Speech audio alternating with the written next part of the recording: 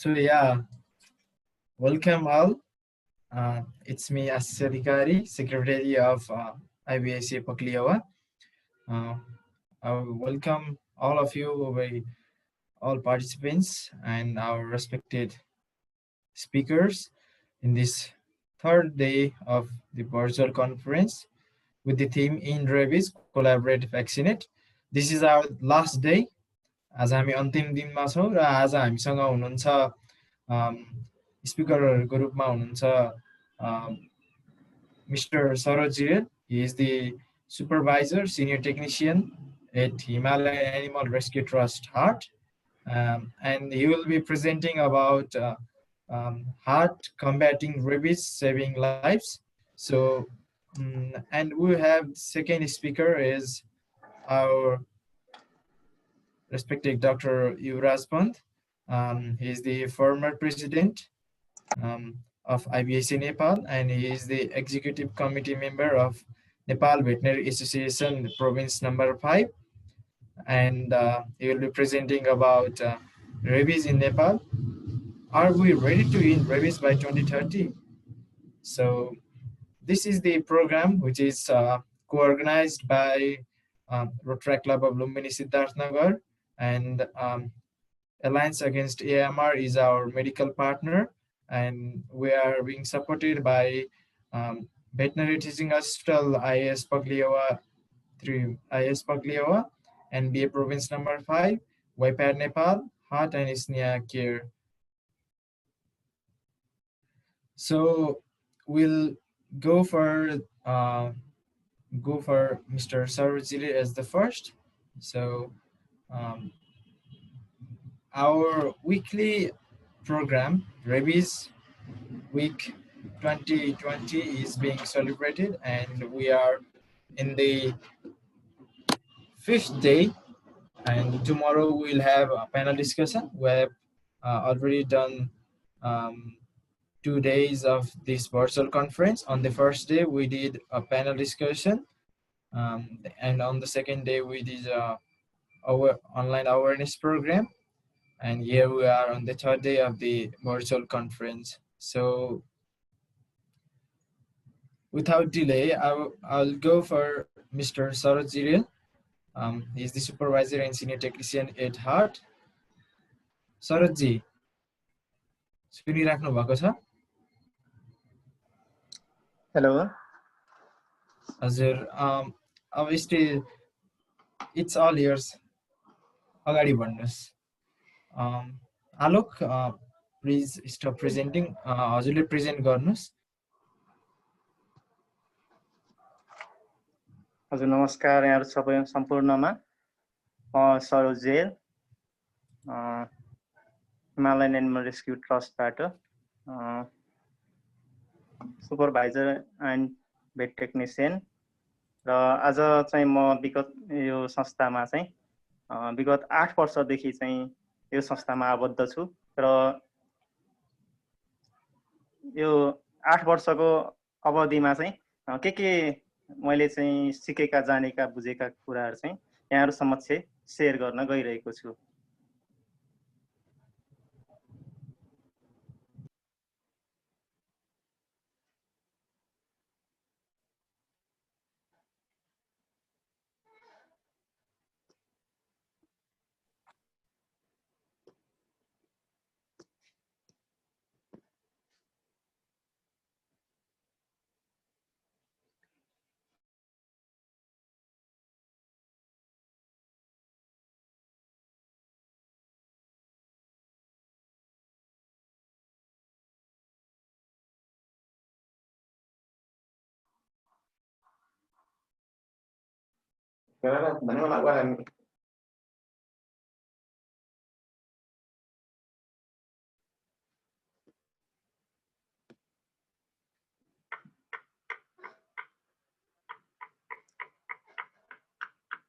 Himalayan animal rescue trust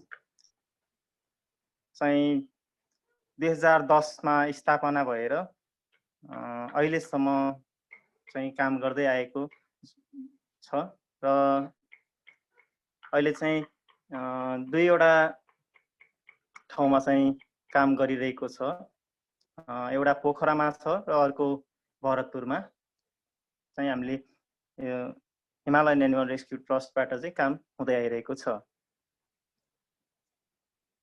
र Himalayan animal rescue ट्रस्टले चाहिँ यी विभिन्न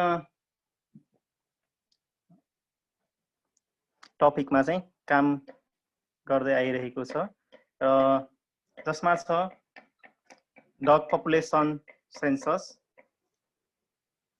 अर्को छ yearly mass anti rabies vaccination at base, अर्को छ न्युटेरिङ प्रोग्राम CNVR प्रोटोकल मार्फत गरिन्छ र अर्को पोइन्ट छ मोबाइल न्युटेरिङ क्याम्प, यो चाहिँ अल ओभर नेपालभरि चाहिँ हामीले गर्ने गरेका छौँ र अर्को छ रेस्क्यु विथ कम्युनिटी इन्भल्भमेन्ट र अर्को छ public awareness and school education र अर्को कोलाबोरेटिभ वर्किङ र कम्युनिटी क्वेसनेयर र अर्को लो कस्ट क्लिनिक। र यसमा चाहिँ डग पपुलेसन सेन्सस, यसमा चाहिँ जब कि हामी यो बेसभन्दा जुन बाहिर गएर जुन न्युटेरिङ प्रोग्रामहरू गर्ने गरेका छौँ त्यसमा जाँदाखेरि सबैभन्दा पहिला त हामीलाई त्यहाँको डाटा, डगको डाटाहरू चाहिने हुन्छ।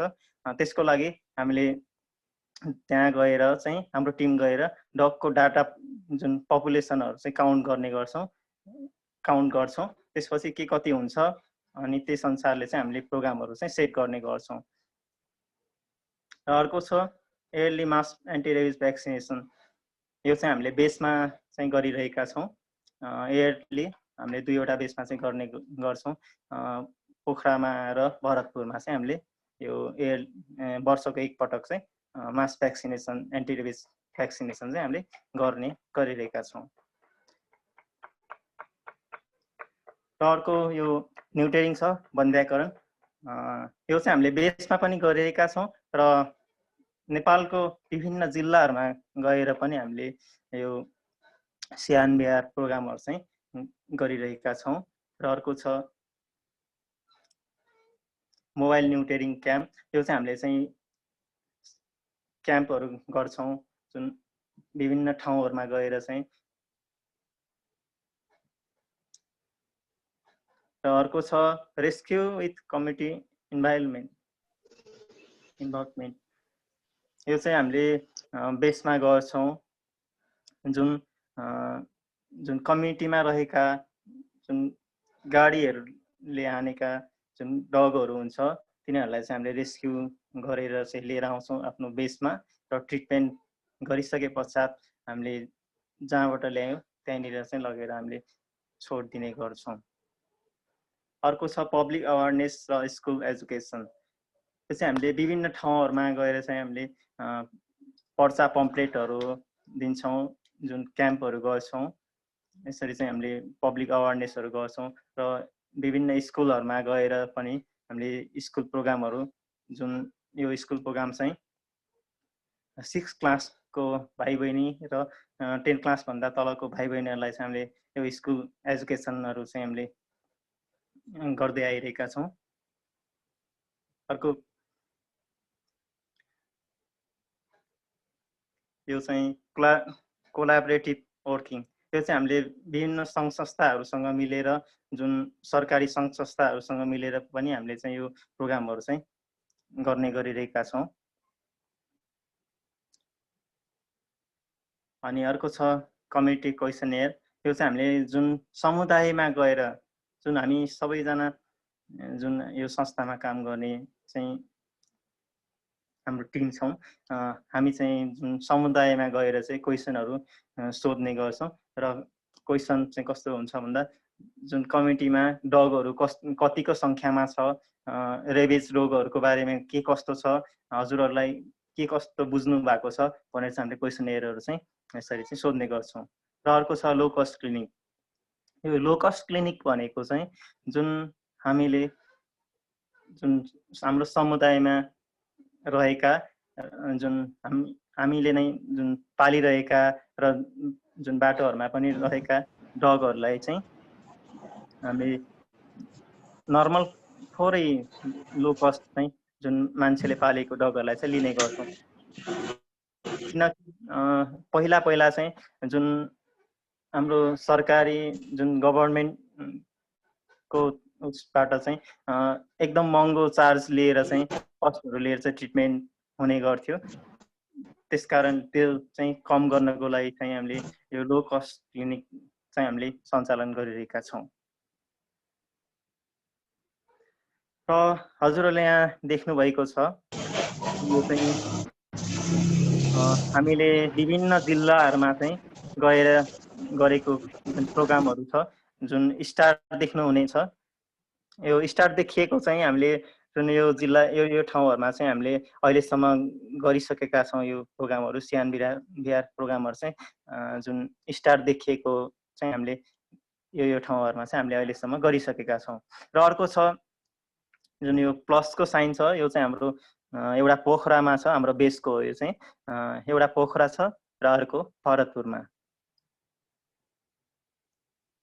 र हाल चाहिँ जुन यो हाम्रो बेस पोखराको चाहिँ कन्स्ट्रक्सन भइरहेको छ, हजुरहरूले यहाँ देख्न सक्नुहुन्छ।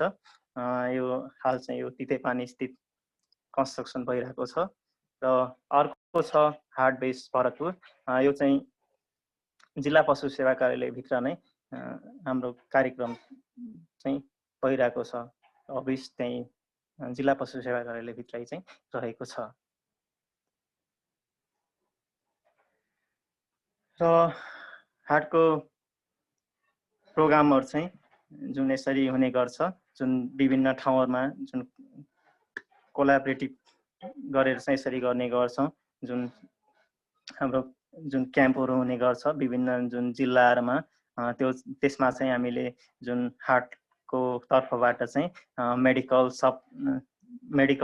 कस्ट 50%, मोटर अनि इक्विपमेन्ट र टेक्निकल टिम चाहिँ हार्टको तर्फबाट हुन्छ भनेदेखि जुन नगरपालिका जुन गाउँपालिकाको तर्फबाट चाहिँ 50% जुन मेडिकल कस्ट, खाना र जुन त्यहाँको व्यवस्था, बस्ने व्यवस्था, जुन विभिन्न व्यवस्थापनहरूको चाहिँ उहाँहरूले गर्नुहुन्छ।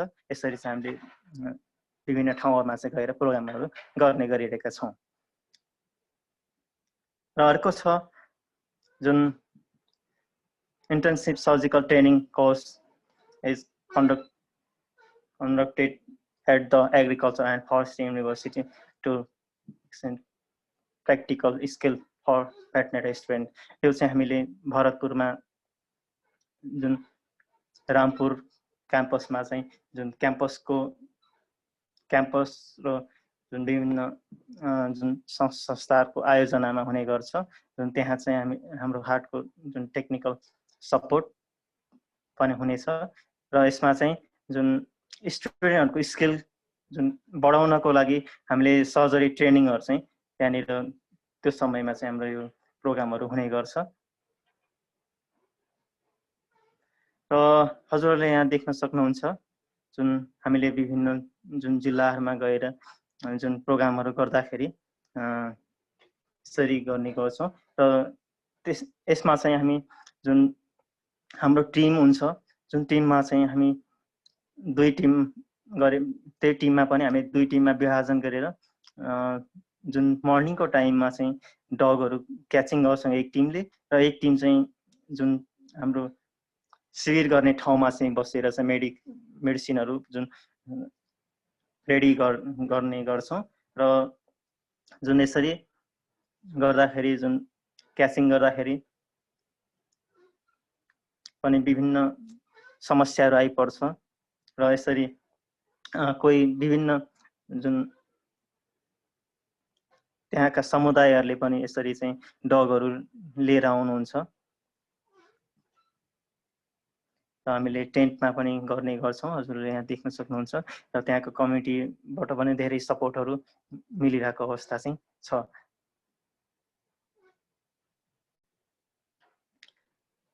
जुन अघि मैले भनिसकेँ, जुन यो चाहिँ भेटनरी स्टुडेन्टहरूलाई चाहिँ हामीले जुन सर्जिकल ट्रेनिङहरू चाहिँ प्रोभाइड जुन कोलाबोरेसन प्रोग्रामहरूमा चाहिँ हामीले गर्ने गरेका छौँ। जुन यो चाहिँ स्कुल प्रोग्रामको जुन स्कुल प्रोग्राममा चाहिँ हामी के गर्छौँ त, एवारनेसहरू के हुन्छ त भनेर चाहिँ यहाँ दिएको छ, हजुरहरूले हेर्न सक्नुहुन्छ। जुन स्कुलमा चाहिँ जुन भाइ बहिनीहरूलाई चाहिँ डग बाइटको प्रिभेन्सन कस्तो हुन्छ, कसरी गर्ने, डगले टोक्यो भने के गर्ने, अनि डगले नटोक्नको लागि के गर्ने, रेबिजको बारेमा हामीले जुन भाइ बहिनीहरूलाई चाहिँ रेबिज यस्तो हो, रेबिजको खोपहरू विभिन्न भ्याक्सिन, डग पालिसकेपछि विभिन्न भ्याक्सिनहरू लगाएर पाल्नुपर्छ र यसरी पालिसकेपछि चाहिँ हामीलाई रेबिज रोगहरू चाहिँ लाग्नबाट चाहिँ हामी बस्न सक्छौँ भनेर चाहिँ हामीले यस्तो किसिमको एजुकेसन प्रोग्रामहरू चाहिँ हामीले स्कुलहरूमा चाहिँ जुन गर्दै आइरहेका छौँ। र जुन भाइ बहिनीहरूलाई चाहिँ जुन त्यो वन्ध्याकरणको बारेमा पनि हामीले त्यहाँ स्कुल प्रोग्राममा चाहिँ हामीले भन्ने गरिरहेका छौँ। कसरी चाहिँ डगको पपुलेसन चाहिँ कम गर्न सकिन्छ भन्ने कुराहरू हामी स्कुल प्रोग्राममा चाहिँ हामी भन्ने गर्छौँ। र हामीले अहिलेसम्म जुन गरेका कार्यहरू यहाँ देख्न सक्नुहुन्छ। जुन 7 वटा प्रदेशको चाहिँ यहाँ हामीले गरेको कार्यहरूको बारेमा चाहिँ यहाँ दिएको छ। टोटल अफ नम्बर अफ जुन जुन हामीले प्रोग्राम गरेको एबिसी क्याम्पको बारेमा चाहिँ छ यहाँ। टोटल हामीले अहिलेसम्म चाहिँ 21,207 चाहिँ अहिले हामीले न्युटेरिङ चाहिँ गरिसकेका छौँ अहिलेसम्म। र मास भ्याक्सिनेसन जुन सबैतिर चाहिँ यो मास भ्याक्सिनेसन जुन क्याम्पमा जाँदाखेरि पनि हामीले एन्टी रेबिज खोपहरू लगाउने गरेका छौँ। र हाम्रो बेसको पनि गरेर चाहिँ हामीले 34,350 चाहिँ अहिलेसम्म चाहिँ मास भ्याक्सिनेसन चाहिँ गरिसकेका छौँ। र रेस्क्यु र ट्रिटमेन्ट यो चाहिँ बेसको हो, जुन हाम्रो पोखरा र चितवनको छ। यसमा चाहिँ 7,254 चाहिँ छ। र अर्को कम्युनिटी सर्वे क्वेसनयरमा चाहिँ 6,616 जनासँग चाहिँ हामीले जुन कम्युनिटीमा गएर चाहिँ हामीले क्वेसनयर चाहिँ सङ्कलन गरेका डाटाहरू सङ्कलन गरेका छौँ। र हामीले जुन त्यसरी गरेको डाटाहरू चाहिँ हामीले हाम्रो वेबसाइट www.dogdata.uk मा पनि हजुरहरूले चाहिँ लगइन गरेर चाहिँ हेर्न सक्नुहुनेछ। यसमा चाहिँ जुन हार्टले गरेको जुन डाटाहरू छ, जुन भ्याक्सिनेसन कुन ठाउँमा गएर चाहिँ कहिले प्रोग्राम गरियो, कति चाहिँ प्रोग्राम गरेको भनेर चाहिँ हामीले यसमा चाहिँ हेर्न सक्छौँ। र हजुरहरूले पनि लगइन गरेर चाहिँ हेर्न सक्नुहुन्छ। र जुन हामीले जुन मास भ्याक्सिनेसन गर्दाखेरि चाहिँ जुन यो डाटा छ, जुन अहिलेको डाटा भने www.dogdata.uk भन्ने एप्लिकेसन छ।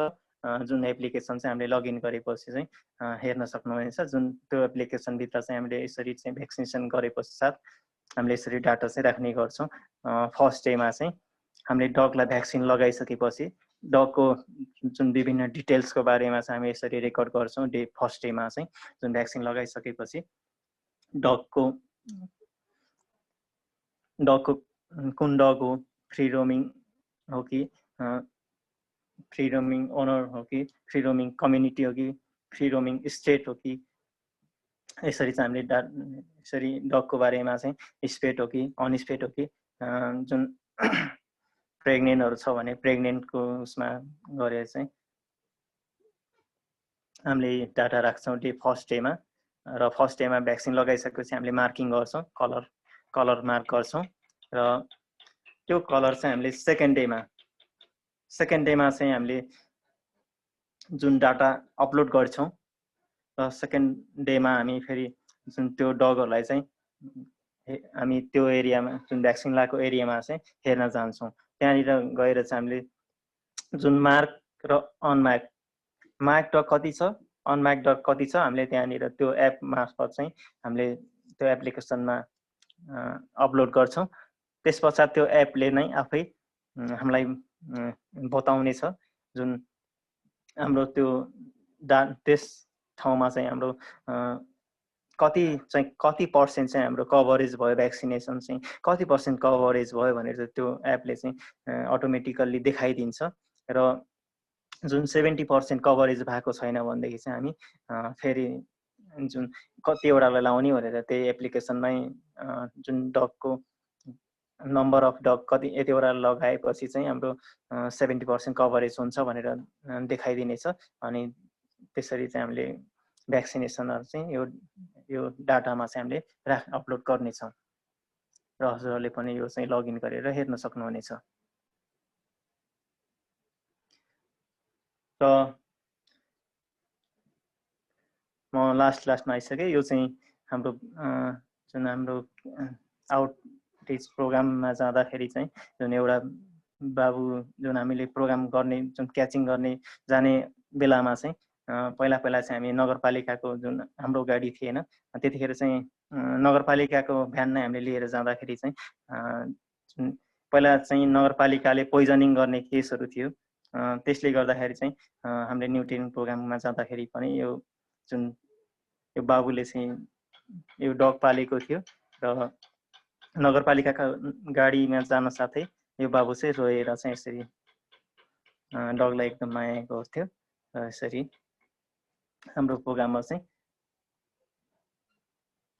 गरिरहेका छौँ। धन्यवाद।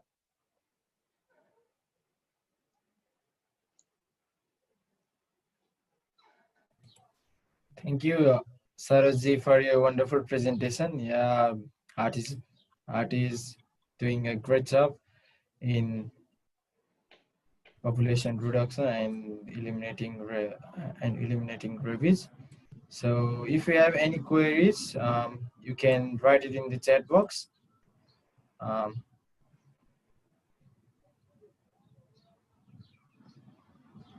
So please participate. If you have any queries, then you can write it on the chat box. We'll address it now.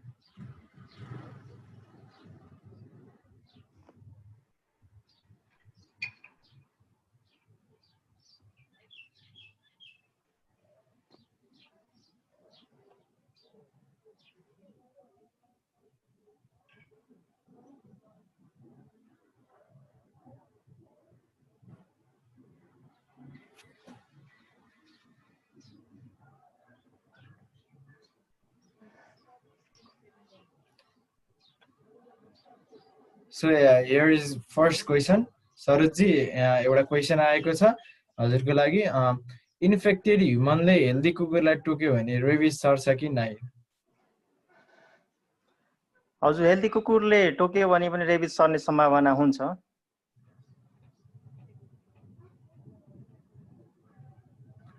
Okay.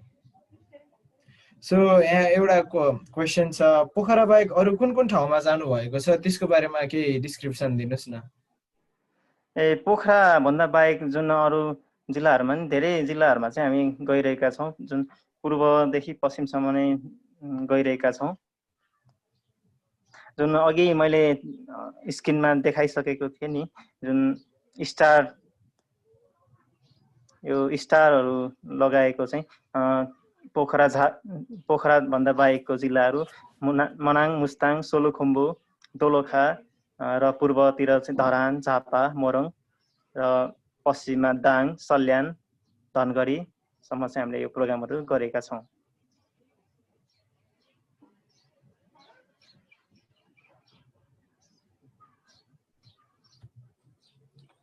So if other have any queries, then put it on the chat box. Otherwise, we'll go for the second speaker.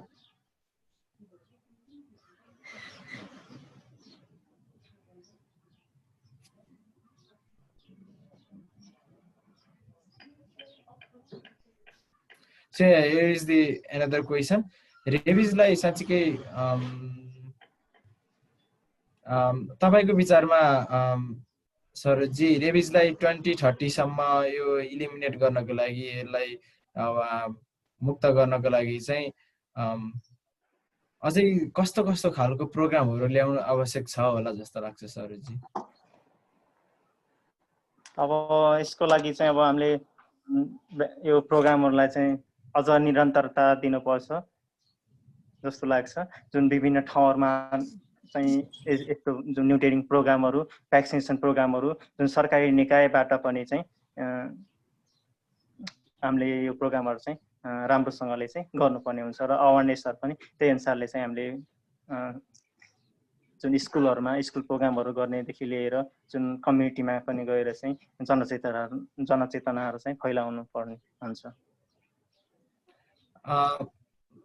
अर्को question छ यहाँ तपाईलाई, rabbit डग कुनै पनि एउटा rabies लागेको डग भेट्टाउँदा त्यसलाई चाहिँ के गर्नुहुन्छ, कसरी रेस्क्यु गर्नुहुन्छ? अब त्यसलाई रेबिज लागेको छ कि छैन भनेर त सुरुमा त ठ्याक्कै त थाहा हुँदैन होला, के गरेर चाहिँ तपाईहरुले अब त्यसको चाहिँ प्रिकसन्स अब अपनाएर के गरेर चाहिँ रेस्क्यु गर्नुहुन्छ? जुन हामीले चाहिँ अब त्यसको जुन रियाल चाउने हुन्छ हैन, त्यसको बिहेभियरदेखि लिएर हरेक कुराहरू हेरेर चाहिँ हामीले सुरुमा चाहिँ हामीले जालीको प्रयोग गर्छौँ, नेटको प्रयोग गर्छौँ। त्यसपछि चाहिँ हामीले क्याच गरेर जुन एउटा बन्द कोठामा चाहिँ राख्छौँ र त्यसलाई राखिसकेपछि त्यसलाई चाहिँ हामी 10-15 दिनसम्म चाहिँ हामी अब्जर्भेसनमा राख्छौँ। र त्यसपछि पनि जुन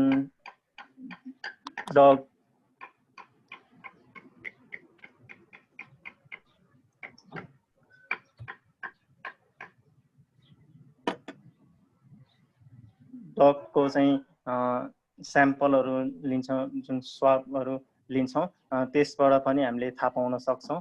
र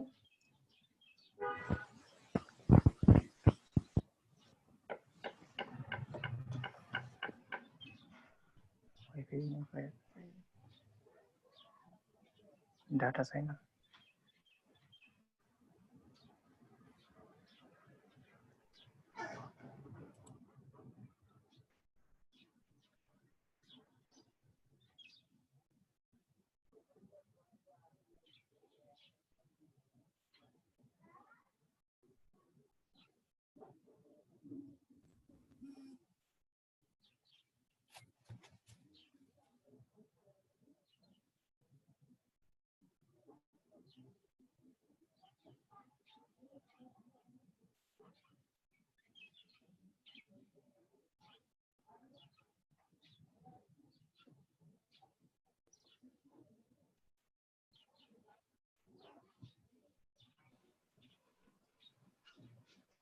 हेलो, हजुर सुनिरहेको छौँ।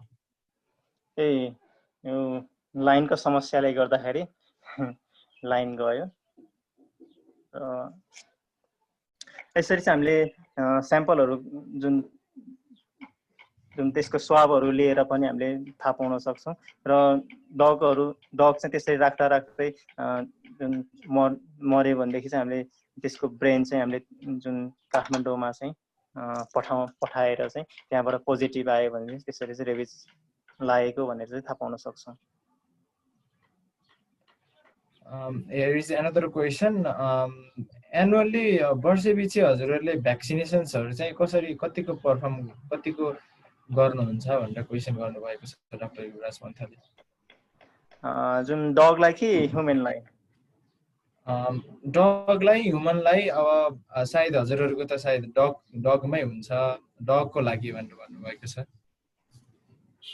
डगको लागि चाहिँ हामीले यो हाम्रो बेसमा चाहिँ गर्ने गर्छौँ। इयरली हाम्रो बेस चाहिँ भरतपुर र पोखरामा छ र पोखरामा र भरतपुरमा वर्षको एकपटक चाहिँ हामीले सम्पूर्ण जुन कम्युनिटी डगहरूलाई चाहिँ हामीले भ्याक्सिनेसन गरिरहेका छौँ। सो अहिलेको हजुरहरूले अहिलेको कन्डिसनमा यो कम्युनिटीमा चाहिँ कस्तो खालको क्वेसनरहरू कस्तो वर्कआउट गर्नुभएको छ र यदि अब त्यो क्वेसनरहरूबाट आएको रिजल्टहरू चाहिँ अब हजुरहरूले लाइभ स्टक सर्भिस अफिसलाई चाहिँ पशु स्वास्थ्य विज्ञ केन्द्रहरूलाई चाहिँ रिपोर्ट गर्नुभएको छ कि छैन भनेर यहाँ डाक्टर युवराज पन्तले क्वेसन गर्नुभएको छ। हामीले अहिलेको अवस्थामा चाहिँ आएर हामीले जुन विज्ञ केन्द्रहरुमा पनि खबर गर्ने गरेका छौं। जुन हामीलाई रेस्क्युहरुको कल आयो, जुन कम्युनिटीबाट रेस्क्युको कलहरु आउँछ हैन, अनि हामीले चाहिँ विज्ञ केन्द्रमा पनि जानकारी गराउन फर्स्ट, अनि त्यसपछि चाहिँ हामी पनि आउँछौं भनेर चाहिँ हामीले त्यसरी चाहिँ अहिले चाहिँ कोलाबोरेसन गरेर चाहिँ कामहरु गरिरहेका छौं पोखरा बेसमा चाहिँ। ठ्याक्कै भन्नुपर्दा अब हजुरहरूले एक वर्षमा चाहिँ कतिचोटि पटक चाहिँ भ्याक्सिनेसन्सहरु परफर्म गर्नुहुन्छ? हाम्रो वर्किङ बेसमा चाहिँ एक पटक मात्रै गर्छौं हामी। सम्पूर्ण जुन वर्किङ बेस छ नि दुईवटा, यो वर्किङ बेसको सम्पूर्ण जुन ओडाहरु छ, यो ओडाको सबै कम्युनिटी डगहरुमा गएर चाहिँ हामीले भ्याक्सिनेट चाहिँ गरिरहेका छौं।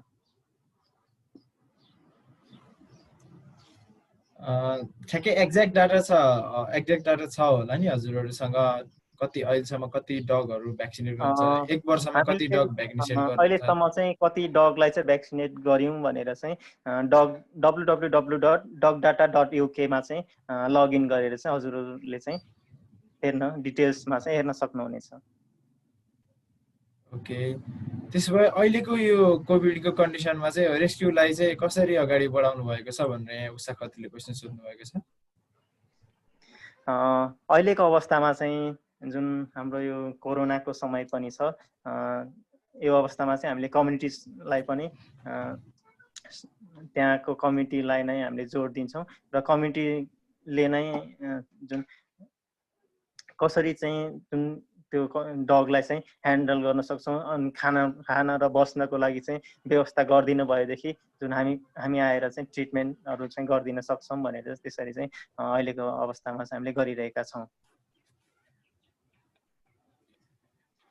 Okay, I think there are no more questions. एउटा क्वेशन रहेछ, हजुरहरुले युथेनेसिया चाहिँ प्र्याक्टिस गर्नुहुन्छ कि हुँदैन? कतिको प्र्याक्टिसेबल छ युथेनेसिया भनेर यहाँ अश्विनी कुमार झाले क्वेशन गर्नुभएको छ। युथेनेसिया चाहिँ हामी जुन बाटोमा गाडीले हानेको डगहरुलाई छ नि, त्यस्तोहरुलाई चाहिँ हामीले युथेनेसिया चाहिँ गर्ने गर्छौं। जुन उपचार गरेर पनि सन्चो नहुने डगहरु हुन्छ हैन, र गाडीले जुन हानेको हुन्छ, भित्र इन्टरनल अर्गानहरु ब्लिडिङहरु भइरहेको हुन्छ, यस्तो अवस्थामा चाहिँ हामीले चाहिँ युथेनेसिया चाहिँ गर्ने गरेका छौं।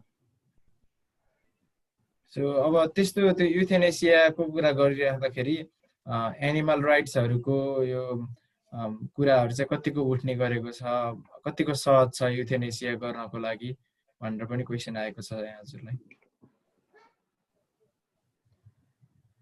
हामीले चाहिँ अब जुन एनिमलको सफरलाई चाहिँ मध्यनजर गरेर चाहिँ युथेनेसिया चाहिँ गर्ने गर्छौं, किनकि उलाई बाँचेर त धेरै पीडा हुन्छ हैन, त्यो भन्दा हामीले युथेनेसिया गर्यौं भनेदेखि अझ सहज होला भन्ने हिसाबले चाहिँ युथेनेसिया चाहिँ गर्ने गर्छौं। सो यहाँ अर्को एउटा क्वेशन छ, यो हार्ट चाहिँ कसरी चलिरहेको छ, यसको फन्डिङहरुको केसमा चाहिँ कस्तो छ जो जान्न खोज्नु भएको छ सुजित रेग्मीले। यसको डिटेल्सको बारेमा चाहिँ हाम्रो सरसँग नै बुझ्नुपर्ने हुन्छ, मलाई चाहिँ खासै जानकारी छैन। Okay, so I think that's all for this session. अब हामी क्वेशन लिने छैनौं, हामी अब नेक्स्ट सेसनमा जानेछौं। जाँदा जाँदै केही कुराहरु राख्न चाहनुहुन्छ भने please Saroj ji. Thank you so much. हजुरहरुले यो प्रोग्रामको लागि जुन यो प्रोग्राम आयोजना गर्नुहुने सम्पूर्ण आईबीएससी पक्लिहोरा टिम र सम्पूर्ण यो संघ संस्थाहरु मिलेर चाहिँ यो प्रोग्राम आयोजना गर्नुभएको छ र मलाई निमन्त्रणा गरिदिनु भएको छ, यसको लागि धेरै धेरै धन्यवाद।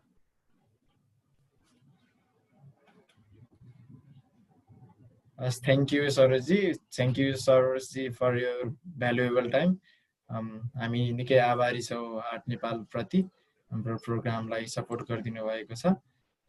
So that's all for the first session. So we'll have Dr. Yuvraj Pant, Executive Committee Member of NBA Province Number 5 and former President of IBS Nepal is our second speaker. Dr. Yuvraj, are you listening me? I think you are mute. You are muted. सुनिन्छ होला है. ल ठिक छ. Thank you. अगाडि जानुहोस्.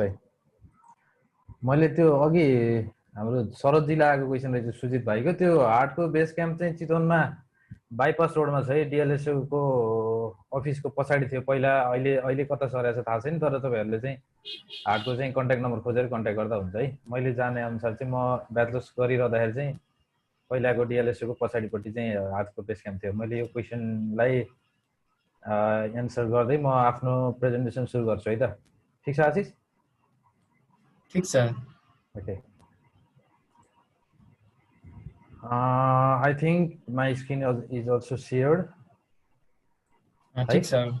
Share भइरहेको छ. So thank you, team IBSC Pakliwa, who are the organizers of this virtual conference that is organized on is a celebration of World Rabies Day 2020. Within the theme in Rabies Collaborate Vaccinate, and basically पछिल्लो समय हामी धेरै वर्ष यता रेबिजलाई अथवा चाहिँ human dog mediated rabies that occurs in human होइन, अझ बेसिकली ह्युमनलाई नै हेर्ने गरिरहेको छ हामीले रेबिजको केसेसहरूमा. सो त्यसलाई चाहिँ एन्ड गर्ने गरी 2030 सम्म चाहिँ त्यसलाई चाहिँ जिरो गर्ने गरी भनेर जुन OIWHO अनि FAO यो तीनवटा अर्गनाइजेसनहरूले इन एसोसिएसन विथ गार्क यो चाहिँ एउटा प्लेज दिएको थियो 2015 बाट. सो त्यसैलाई नै हाम्रो रोल प्ले गरिरहेको छौँ. So collaboration you can see as in the slide there are many organizers that are collaborating for this event. And also vaccination त हाम्रो लगभग वर्ल्ड रेबिज डे भन्दा बित्तिकै सबभन्दा पहिला भ्याक्सिनेसन भनेर आउने गर्थ्यो. अनफर्चुनेटली अहिले चाहिँ हामी अब भर्चुअल दुनियाँमा छौँ. सो कति सकिन्छ त्यो गर्ने हो. सो हामी वेबिनारहरू गरेर एउटा चाहिँ यो एन्ड रेबिजको पाटोमा चाहिँ अर्गनाइजेसनको काम गरिरहेको छौँ जस्तो लाग्छ. सो मलाई सायद चिन्नुहुन्छ होला धेरैजनाले यहाँ भएको पार्टिसिपेन्ट्सले. म चाहिँ युवराज पन्त, मेरो ब्याचलर्स रामपुरबाट भएको हो र still I am MBSc scholar at Rampur. अनि IBSA नेपाल र IBSA जुन ओभरअल नेपालमा भएको लोकल च्याप्टरहरूले मलाई चिन्नुहुन्छ जस्तो लाग्छ. मलाई नचिनेको भयो भने म चिनाउँछु. हामी नेसनल मेम्बर अर्गनाइजेसन जब 2015-16 मा इस्टाब्लिस गर्दै थियौँ, त्यतिखेर चाहिँ हामीले चार्टर गरेर अनि त्यस पछाडि नेपालभरिको 4वटै कलेजबाट चाहिँ लोकल च्याप्टर इस्टाब्लिस गरेर अगाडि बढेको अवस्था हो. र IBSA मुभमेन्ट त्यतिखेरदेखि इस्टाब्लिस भएको ओभरअल 4 कलेजमा होइन भने 2013-14 देखि नै रामपुरमा चाहिँ हामीले सञ्चालन गरिसकेका थियौँ. सो इस्टाब्लिस भए त वर्ल्ड रेबिज डे हाम्रो एनुअल प्रोग्राम हो. हामी पनि यसै गर्दै गइरहेको थियौँ एनुअली नै. अब त्यसैलाई नै पछ्याउँदै लोकल च्याप्टरहरूले गरिरहेछन्. तर मलाई खुसी लागिरहेछ हामी त्यतिखेर बेसिकली स्कुल अवेरनेस प्रोग्राममा फिजिकल्ली अपियर भइरहेको हुन्थ्यौँ र भ्याक्सिनेसन चाहिँ मेजर हाम्रो पाटो थियो भने अहिले पछिल्लो समय प्यानल डिस्कसन्स अनि भर्चुअल कन्फरेन्सेस GTCहरू भइरहेछ. सो यो रिमार्केबल छ अनि आई एप्रिसिएट दिस है. सो अहिले चाहिँ म नेपाल भेटनेरी एसोसिएसन 5 नम्बर प्रदेशको कार्य समिति सदस्यको रूपमा पनि रहिरहेको छु. I think I have to go along with the presentation. So today I will be basically dealing with what are the cases अथवा चाहिँ रेबिजको नेपालमा के छ अवस्था होइन, केही चाहिँ डाटा सहित बेसिकली ह्युमन भन्दा पनि लाइफ स्टकतिर अलि बढी फोकस गरेर अनि त्यस पछाडि 2030 सम्म चाहिँ हाम्रो प्रिपेयर्डनेस 2030 सम्म यसलाई एन्ड गर्नलाई हाम्रो प्रिपेयर्डनेस कतिको चाहिँ पुगिरहेछ त. सो त्यो बारेमा चाहिँ म जानकारी दिन्छु. मलाई लाग्छ मैले राख्ने धेरै कुराहरू अस्ति तपाईँहरूको प्यानल डिस्कसनमा पनि आएको छ. एनिवे केही पार्टिसिपेन्ट्सहरू नयाँ हुन सक्नुहुन्छ अथवा नभए पनि यसलाई चाहिँ स्वीकार्नु होला है त. ओके, सो अब rabies I don't think I have to explain it. It's a viral zoonotic disease, basically highly threatened disease because it has 100% case fatality rate, and also its vaccine preventable disease. So we can just say that it's like a havoc. Rabies is like a havoc. हामी डराउनु पर्ने छ, तर पनि फेरि यदि चाहिँ timely चाहिँ प्रिपेरेसन गरेर भ्याक्सिन लगायतका कुराहरूलाई चाहिँ हामीले अवलम्बन गर्यो भने पक्कै पनि यसलाई चाहिँ हामी प्रिभेन्सन गर्न सक्छौँ. सो ओभरअल ग्लोबली हेर्ने हो भने basically 40% of the deaths are in between the children and poor. यो सामान्य चाहिँ के चाहिँ हो भने एउटा चिल्ड्रेनमा चाहिँ डग बिहेभियरहरू उनीहरूले पत्ता लगाउन नसक्ने र कुकुरहरूसँग खेल्ने एउटा चाहिँ चलन हुन्छ. त्यो कारणले गर्दाखेरि पनि मर्ने गरेको पाइन्छ चिल्ड्रेनको डेथ चाहिँ. अर्को पुवरको चाहिँ अब इनएक्सेसिबिलिटी टु द मेडिकल है, मेडिकल इक्विपमेन्ट्स या मेडिकल फेसिलिटिज, यो हामी पछि पनि डिटेलमा अलिकति जानकारी लिन्छौँ. डाटा भेरिएबल छ है ह्युमन डेथको केसमा चाहिँ around the globe. Some of them say it's 59,000 human deaths every year. Some of the data say that it's 70,000 people per year. But if you see back in 2007 September, when World Rabies Day was released, at that time only the data showed that only 55,000 people died per year, and the pledge was taken that World Rabies Day should be celebrated and at least 55,000 people around the world should be aware about the rabies होइन. त्यसरी चाहिँ सुरु भएको थियो किनभने त्यतिखेर 55,000 जना चाहिँ मान्छेको चाहिँ मृत्यु भइरहेको पाइएको थियो. तर आजको दिनमा यसलाई हेर्ने हो भने it has rich 70,000 people. So तर पनि हामीले यहीँ भएको दुईवटा डाटालाई मात्र हेऱ्यौँ भने नि these are greater than 55,000. So हामी अवेरनेस प्रोग्रामहरू गरिरहेछौँ, भ्याक्सिनेसनहरू पनि गरिरहेछौँ. केही देशहरूले चाहिँ यसलाई कम्प्लिटली चाहिँ इराडिकेट गरिसकेको अवस्था पनि हो. बेसिकली डग मेडिएटेड भन्दा पनि वाइल्ड लाइफ मेडिएटेडलाई चाहिँ डग त अब डोमेस्टिक भइहाल्यो, केही चाहिँ हदसम्म हुनसक्छ. एनिवे तर चाहिँ डाटा चाहिँ फ्लक्चुएटिङ छ. तपाईँहरूले चाहिँ लिट्रेचरहरू पनि पल्टाउनु भयो भने डाटाहरू धेरै चाहिँ फरक देख्नुहुन्छ इभन अराउन्ड द ग्लोब. तर हामी चाहिँ basically will deal with Nepal. So अर्को कुरा के पनि भनेको छ भने बेसिकली एसिया र अफ्रिकामा चाहिँ यो इन्डेमिक छ. 70,000 पिपलको डेथ मध्ये 95% डेथ चाहिँ एसिया र अफ्रिकाभित्र छ. सो हामी पनि एउटा एसियन कन्ट्री भएको र चाहिँ डेभलपिङ कन्ट्री भएको भएर अनि 40% अराउन्ड चाहिँ पिपलहरू पोभर्टी लाइनमा भएको, अनि अर्को चाहिँ जियोग्राफिकल कन्डिसनहरू लगायतको कुराहरूले गर्दाखेरि हाम्रोमा चाहिँ यसले असर पक्कै गरिरहेछ है. So transmission via wildlife basically with canine population. सायद हिजो पनि एउटा प्रेजेन्टेसन भएको थियो सिल्भ्याटिक साइकलको. I think I do not have to go in to depth.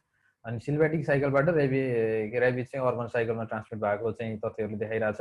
र ट्रान्समिसन ह्युमनमा हुने जति पनि केसेसहरू छ up to 99% they are in rabies endemic regions. So we can say 99% of the cases of rabies are due to dog bites basically in Asia and Africa. But in case of Nepal these are fluctuating. We can say just over 90% of the bites of dogs are rabies cases. So अनि त्यो बाध्यबाट rabies को शङ्का लागेर post exposure prophylaxis पिइपी भन्छ भनेको immunoglobin administration या चाहिँ vaccination या wound म्यानेजमेन्टको कुराहरू जब चाहिँ कुनै एउटा सस्पेक्टेड एनिमलले बाइट गर्छ त्यस्तो चाहिँ 95% अफ द पेसेन्टहरूले चाहिँ त्यो गरिएको पाइएको छ. सो यदि पिइपी नहुँदो हो त है, इफ सस्पेक्टेड एनिमलले बाइट गरेको अनि त्यस पछाडि त्यसलाई चाहिँ हामीले प्रपरली चाहिँ वाउन्ड म्यानेजमेन्ट नगरिकन नेग्लेक्ट गरेको अवस्थामा या चाहिँ टिटेनसको या चाहिँ रेबिजकै भ्याक्सिन नलगाएर छोडेको अवस्थामा चाहिँ it has been said that probability of developing rabies followed by a bite of rabid animal is 55% when the bite is in an head. Upper extremity भनेको यो हातको पाटोमा सोल्जरको पाटोहरूमा 23%, र ट्रङ्क भनेको हाम्रो चाहिँ ब्याकबोन यसमा 9% र लोवर लिम्बमा चाहिँ 12% भएको पाइएको छ. यो चाहिँ के हो भने सिएनएसमा भाइरस नपुगेसम्म चाहिँ लक्षणहरू केही पनि देखिँदैन. सेन्ट्रिपिटल सिस्टमबाट चाहिँ पेरिफेरल नर्भस सिस्टमबाट सिएनएसमा गइसकेपछि अनि बल्ल चाहिँ त्यहाँबाट फेरि चाहिँ सेलिभरी ग्ल्यान्ड या चाहिँ मस्कुलेचरमा त्यस पछाडि चाहिँ नर्भ सिग्नल्सहरू जाने भएको भएर वी क्यान से जति नजिक फ्रम द सिएनएस बाइट हुन्छ त्यति छिटो चाहिँ प्रोबेबल चान्सेस अफ रेबिज बढी हुन्छ है. सो हाम्रो केसमा रुरल पपुलेसन्सहरू हाइली इफेक्टेड छ. बेसिकली सिटिज भन्दा पनि रुरल साइकल अब हिल्स या मिड हाम्रो चाहिँ माउन्टेन रिजन एउटा चाहिँ पाटो पनि हुनसक्छ, इभन चाहिँ तराईको पनि एउटा चाहिँ विकट बस्तीहरू जहाँ पनि हुनसक्छ त्यो पपुलेसनहरू हाइली एफेक्टेड हुनसक्छ because of less access to the affordable preventive treatment. अनि if you see in European countries as well as North America, they have eliminated as a public health program, because they did this through mandatory vaccination program as well as the awareness programs. Right?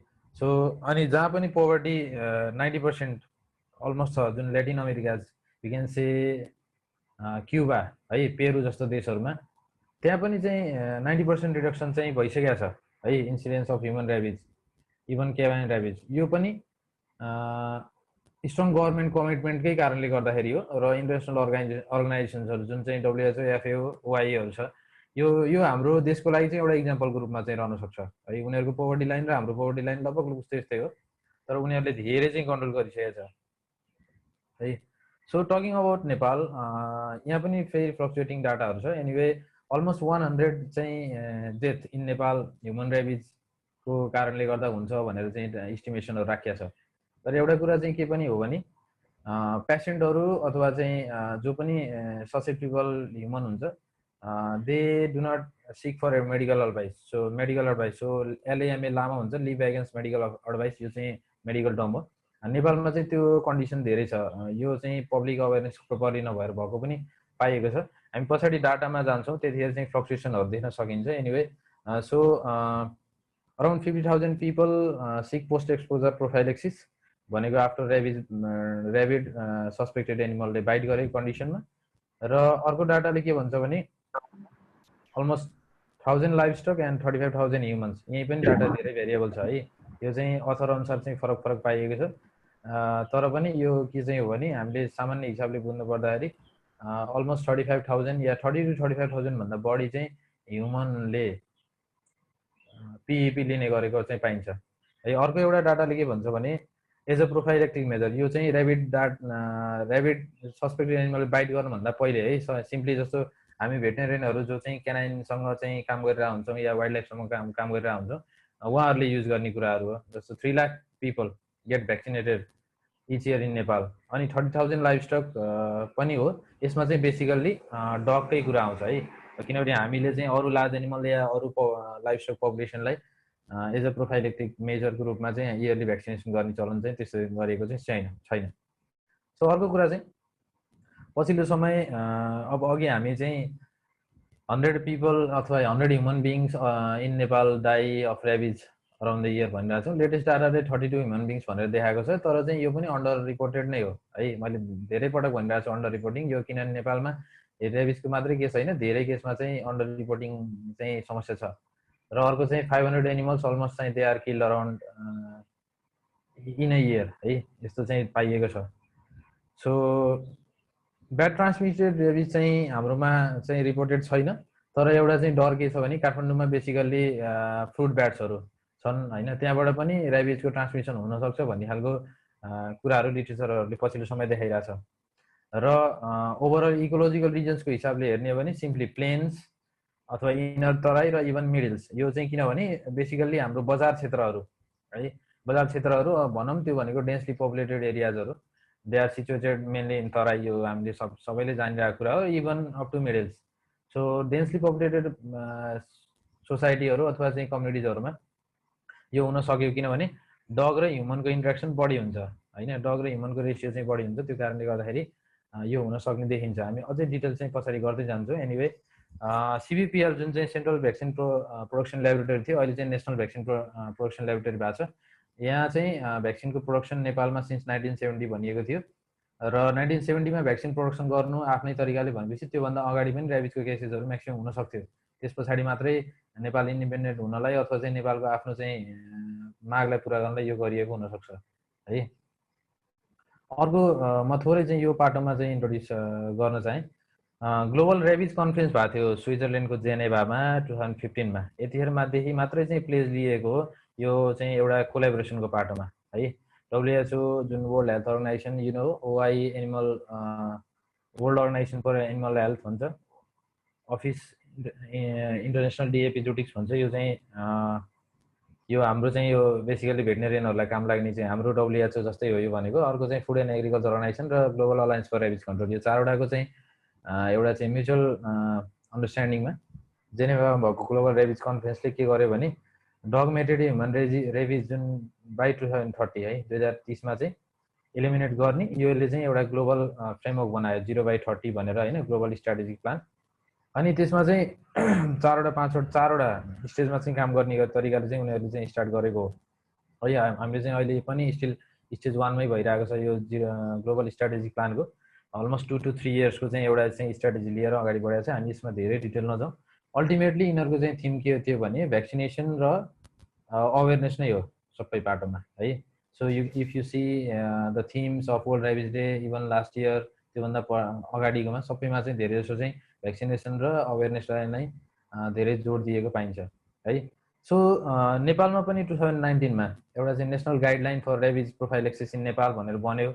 Epidemiology division epidemiology and disease control division that is under the department of health services ministry of health है government of नेपालको 2019 मा 2019 मा है। यसले के गर्यो भने basically रेबिजको vaccine र इम्युनोग्लोबुलिनहरूको चाहिँ प्रपरली युज गर्ने अथवा चाहिँ as a post exposure prophylaxis भनेर चाहिँ यसले बेसिकली डिल गरेको पाइन्छ। तर हाम्रो लागि यो चाहिँ के हो भने जस्तो if dog bite cases are the sources of human rabies है। यदि चाहिँ डोमेस्टिक एनिमल्स या चाहिँ वाइल्ड लाइफको कारणले गर्दा यदि ह्युमनमा रेबिज सरिरहेको भने यदि कन्ट्रोल चाहिँ हामी प्रपरली चाहिँ त्यो गर्न सकिन्न एनिमल सोर्सबाट भने अब यो चाहिँ पोस्ट एक्सपोजर प्रोफाइलेक्सिसले मात्रै चाहिँ पनि काम गर्न सक्ने हो कि भन्ने खालको कुरो छ। सो यो नेसनल गाइडलाइनले त्यो सबै एड्रेस त्यो इस्युजहरूलाई एड्रेस गर्दैन कि भन्ने खालको कुराहरू पनि अहिले चलिरहेको अवस्था चाहिँ हो है। सो एउटा चाहिँ stepwise approach for rabies elimination भन्ने एसेसमेन्ट भएको थियो 2019 मा काठमाडौँमा। त्यसले के भन्छ भने नेपाल चाहिँ अहिले स्टेज 0 र 1 को बिचमा छ है।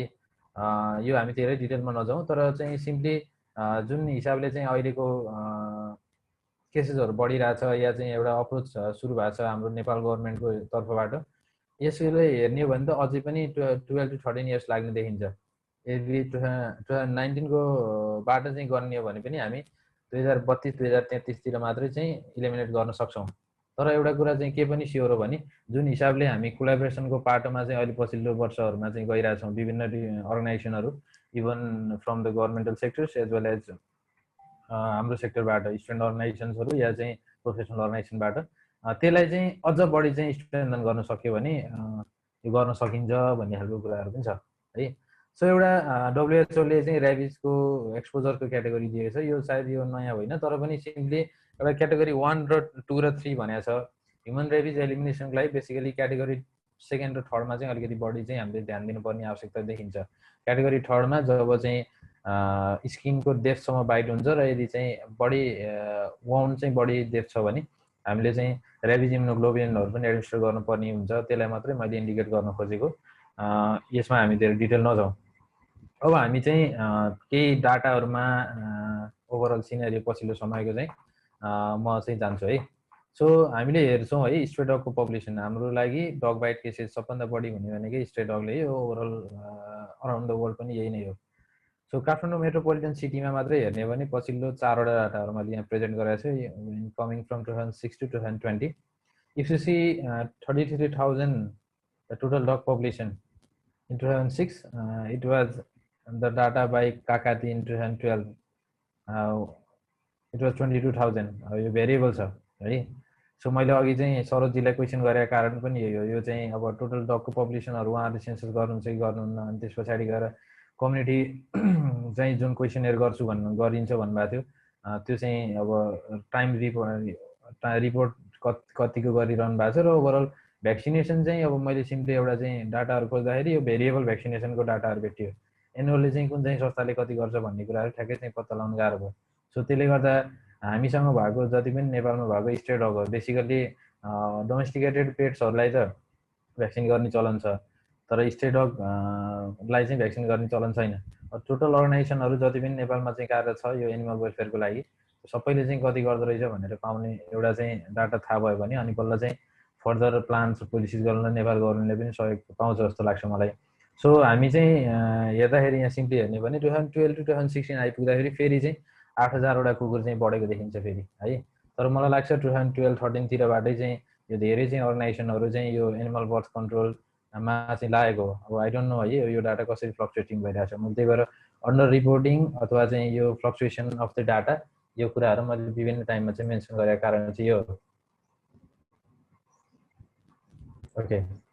सो अब 2020 मा आइपुग्दाखेरि 20,000वटा चाहिँ स्टेट डगहरू छ भन्छ। अब वी डु नट नो यो कति धेरै भेरिएबल छ, 4 वर्षमा चाहिँ 10,000 घटेको हुनसक्छ कि सक्दैन। सो त्यही भएरै चाहिँ टोटल न्युटरिङ कति भयो अनि त्यसले चाहिँ फरक कति पार्छ भन्ने कुराहरू चाहिँ मैले बुझ्न खोजिरहेको थिएँ। एनिवे सो पछिल्लो समय एन्टी ऱ्याबिज भ्याक्सिनेसन त्यसपछि पपुलेसन अथवा चाहिँ बर्थ कन्ट्रोल हामीले जति पनि गरिरहे पनि डाटाहरू फ्लक्चुएटिङ छ, मैले यति चाहिँ भन्न खोजेको है यसमा।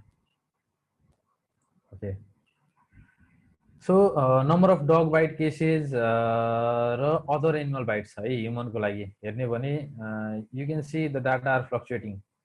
ब्याक इन 2070 आजभन्दा 7 वर्ष अगाडि you can see 31,976 total dog bite cases in यो ह्युमनको लागि हो है यो। तर अहिलेसम्म आइपुग्दाखेरि 26,312 भयो। यु क्यान सी बिचमा 73-74 मा यो बढेको पाइन्छ। सो मैले भन्न खोजेको के भने अब प्लेज लिएर काम गरिरहँदा पनि संस्थाहरूले यो धेरै फ्लक्चुएटिङ डाटाहरू छ। Simply you can say similar activities as in the other animal to है, अदर एनिमल बाइटको केसमा पनि।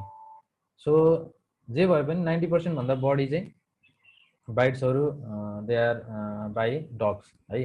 यो डाटा हेर्ने भने Acharya et al as presented in 2020 2001 देखि 2017 सम्म आइपुग्दाखेरि है यसरी चाहिँ यहाँबाट हेर्दै जाँदाखेरि है हामी यहाँ 2009 तिर आइपुग्दाखेरि चाहिँ धेरै कम भएको पाइन्छ है। तर चाहिँ यहाँ हेर्नु त कति धेरै फ्लक्चुएसन छ। यो चाहिँ टोटल आउटब्रेक्स अफ ऱ्याबिज हो र यो येल्लो कलर भनेको एफेक्टेड एनिमल्स है र यो चाहिँ dead animals sorry. Okay. So year wise rabid outbreaks in numerically हेर्ने भने पनि धेरै फ्लक्चुएटिङ देखिन्छ। नम्बर अफ आउटब्रेक्स चाहिँ यो चाहिँ रातो अक्षरले देखाइरहेको छ भने यो ग्रिन चाहिँ जुन बार छ यसमा चाहिँ पछिल्लो समय अप टु 2017 को डाटा मसँग छ। सो यो पनि भेरिएबल छ है। 2015 पछि अलिकति छ, तर चाहिँ जब नेक्स्ट 2015 पछि जुन त्यसले जस्तो हाम्रो चाहिँ ग्लोबल कन्फरेन्स भयो ऱ्याबिजको कन्फरेन्स जेनेभामा, त्यस पछाडि चाहिँ 2015 पछि है यसले चाहिँ के रोल प्ले गर्ला भन्ने छ। अब पछिल्लो रिसेन्ट डाटाहरू नहेरेसम्म त भन्न सकिनँ किनभने हामीसँग डाटा 2017 सम्म मात्रै छ। तर यहाँनिर हेर्ने भने पनि ल ठिकै छ, 75-76 सम्म आइपुग्दाखेरि अलिकति चाहिँ डग बाइट केसेस घटेको जस्तो देखिन्छ। सो हामी होपफुल हुन सक्ने कन्डिसनहरू चाहिँ छ है। सो ओभरअल 2001 देखि 2017 सम्म हेर्ने भने टोटल है यो चाहिँ यो 17 वर्षको टाइममा है ऱ्याबिज केसेस चाहिँ विभिन्न एनिमलमा हेर्ने भने डगमा धेरै भएको पाइन्छ। हाम्रो केसमा क्याटलको चाहिँ अनरिपोर्टेड छ, त्यस पछाडि क्याटल अनि क्याटल होइन है क्याटको फेलाइनको है त्यो चाहिँ अनरिपोर्टेड छ। इफ यु सी डग चाहिँ बढी भएको पाइन्छ, डग त्यस पछाडि क्याटल बफेलो गोट गर्दै चाहिँ यसरी भएको चाहिँ पाइन्छ। र बेसिकल्ली हाम्रो चाहिँ वाइल्ड लाइफहरूमा है अब यहाँ ज्याकलमा चाहिँ एउटा डाटा चाहिँ पाइयो जम्मा 1 भनेर होइन 17 वर्षमा एउटा चाहिँ केस त्यस्तो पाइएछ त्यस्तो भनेर यहाँ रिपोर्ट गरिरहेछ। तर पनि वाइल्ड लाइफको केसमा चाहिँ हाम्रोमा त्यति धेरै चाहिँ प्रपर डाटा नभएको चाहिँ मलाई लाग्छ, किनभने you can see proper veterinarian सर्भिसेसहरू चाहिँ स्टिल वाइल्ड लाइफमा चाहिँ नभएको पाइन्छ है। अब हामीले ओभरअल नेपालको कन्डिसनमा हेर्ने भने है यहाँ चाहिँ यो नेपालको म्यापमा if you see Kanchanpur, Dailekh, Jajarkot, Chitwan, Dhading, Ramechhap, Morang है इभन सिरा यो 8वटा जिल्लाहरूमा 10वटा भन्दा बढी आउटब्रेक भएको भनेर चाहिँ भिइसी को रिपोर्ट भेटनरी एपिडेमियोलोजी सेन्टर जुन चाहिँ काठमाडौँमा छ त्यसले भनेको छ अप टु 2017 यो 3 वर्षको डाटा हो भने। र 2018 मा जाँदाखेरि मोर देन 10 आउटब्रेक्स भनेर 4वटा जिल्लालाई चाहिँ देखिएको थियो, सुर्खेत, त्यस पछाडि सिन्धुली, सिराहा र झापा है। सो यसरी हेर्ने भने नेपालमा चाहिँ अझै बेसिकल्ली मैले अघि पनि एड्रेस गरेको थिएँ तराईको 20वटा जिल्लाहरू अनि हिल्ली डिस्ट्रिक्ट चाहिँ 39वटा है र त्यस पछाडि माउन्टेनियसको 16वटा जिल्ला। यसरी चाहिँ यो चाहिँ रिस्कको एउटा चाहिँ फ्याक्टर भनौँ न होइन प्रोबेबिलिटी हायर रिस्कमा छ प्लेन्सहरू, मैले अघि पनि भनेको थिएँ यो सबै चाहिँ डेन्स पपुलेसनको कारणले गर्दाखेरि चाहिँ भएको। प्रोभिन्सियल वाइज हेर्ने भने यो 2018 को मात्रै डाटा हो, Jan to December 5 नम्बर प्रदेश चाहिँ अलि बढी चाहिँ भल्नरेबल देखिन्छ है। फ्याटलिटिज यो चाहिँ एनिमल रेबिज हो है। फ्याटलिटिज चाहिँ आउटब्रेक्स 22 छ भने 98 सम्म चाहिँ केसेसहरू चाहिँ फ्याटलिटी केसेसहरू छ। यो बेसिकली के कारणले हुनसक्छ भने नेपाल 5 नम्बर प्रदेशको चाहिँ धेरै एरियाहरू बोर्डरसँग डाइरेक्ट जोडिएको छ। त्यो कारणले गर्दा इन्डियाबाट चाहिँ ट्रान्समिसन हुनसक्छ या चाहिँ स्ट्रे डग्सहरू उताबाट आएको हुनसक्छ भन्ने खालको कुराहरू चाहिँ छ है। सो इफ यु सी आरबिपिएल चाहिँ मैले अघि पनि भनेको थिएँ 1970 मा चाहिँ एन्टी रेबिज भ्याक्सिन चाहिँ सुरु गरिएको थियो। त्यो चाहिँ त्यतिखेर चाहिँ नर्भ बेसिसमा थियो भने जाइकासँगको कोअर्डिनेसनमा जुन 2006 बाट चाहिँ टिस्यु कल्चर चाहिँ भ्याक्सिनहरू बनाउन थालियो है। पछिल्लो समय हेर्ने हो भने भ्याक्सिनको प्रोडक्सन बढेको देखिन्छ है। सो पछिल्लो 5 इयर्सको डाटा हेर्ने हो भने 664.51% ले चाहिँ प्रोडक्सन चाहिँ बढेको देखिन्छ। त्यसले गर्दा 2.32% ले चाहिँ रिडक्सन भएको छ इम्पोर्ट। यो चाहिँ completely they are utilize for livestock है। ह्युमनको लागि चाहिँ 2006 सम्म चाहिँ बिटा प्रोपाइलेक्ट्रोन यो युज गरेर त्यो बेसमा चाहिँ नर्भ टिस्यु भ्याक्सिन नै बनाउने चलन थियो अरे। 2006 पछि चाहिँ नेपालमा जुन ह्युमनको लागि प्रयोग गर्ने भ्याक्सिन छ त्यो प्रयोग नभएको पाइन्छ है। सो ह्युमनको लागि हेर्ने भने पछिल्लो समय कम्पेरिटिभली कम चाहिँ एआरबी भ्याक्सिन युज गरिरहेको छ। सो एउटा चाहिँ यो हाम्रो लागि चाहिँ होपफुल साइन हो। तर स्टिल फेरि पनि underestimation of the data छँदैछ। तर यु क्यान सी हियर देशको कन्डिसन हेर्ने भने back in 2070-71 BS it was 10 अनि it is reduce to 6 in 2007-73। 75-76मा आइपुग्दाखेरि 32 जना चाहिँ डेथ भनेर चाहिँ भनेको पाइन्छ। यो डिपार्टमेन्ट अफ हेल्थ सर्भिसेस र एउटा चाहिँ काठमाडौँ पोस्टले एउटा चाहिँ न्युज निकालेको थियो, त्यसबाट भएको डाटामा चाहिँ मैले यहाँ प्रिपेयर गरेँ हो।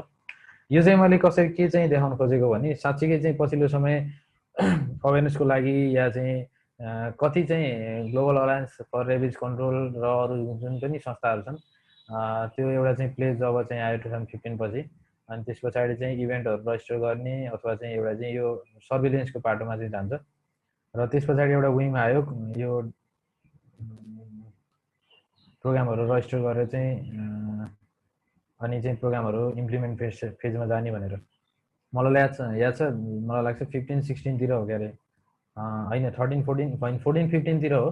ग्लोबल अलायन्स फर रेबिज कन्ट्रोलले जसले चाहिँ सबैभन्दा राम्रो प्रोग्राम गर्छ इफेक्टिभ प्रोग्राम गर्छ त्यतिखेर चाहिँ एउटा अवार्ड पनि राखेको थियो है। ओभरअल चाहिँ रेबिजको प्रोग्रामलाई चाहिँ अवार्ड दिने गरी है। त्यो भनेको चाहिँ उनीहरूको इनिसिएसन हो त्यतिखेर 15-16 मै रहेछ क्या अरे सायद त्यो 2015 को प्लेज बनिसकेपछि। त्यतिखेर हामीले पनि पार्टिसिपेट गरेका थियौँ आइबिएससी नेपालको तर्फबाट।